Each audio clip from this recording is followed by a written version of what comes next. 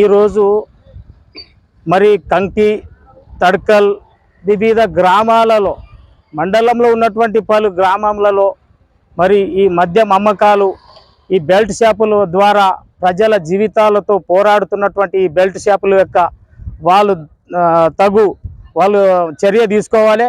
దానిపైన ఎవ్వరు కూడా మరియు బెల్ట్ షాపులో ఒకళ్ళు ఇంటికి వెళ్ళి పొద్దున్నే 6 గంటలకు వెళ్ళి అక్కడ అమ్మడము, వాళ్ళకి ఇవ్వడము అలా చేయకండి. దయచేసి ఎవరికైతే అది ఉందో తాగుడు అలవాటు వాళ్ళే వచ్చి ఎక్కడైనా తీసుకొని వెళ్ళడం జరుగుతుంది. కానీ ఆ విధంగా చేస్తే ఒక ప్రజల జీవితాలకు కొంచెం ఆటంకం కలగకుండా ఉంటుంది.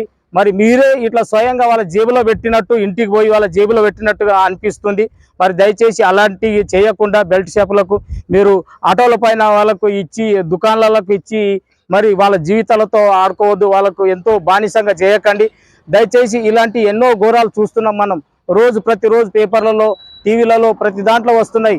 తాగి చనిపోతున్నాడు, బండి మీద తిరుగుతున్నాడు, ఎక్కడంటే అక్కడ ఇది చేసుకుంటున్నారు. దయచేసి ఆ విధంగా పెండ్లాలతో కొట్లాడుకుంటున్నారు.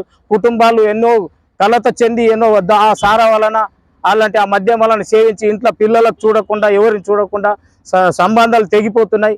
అలా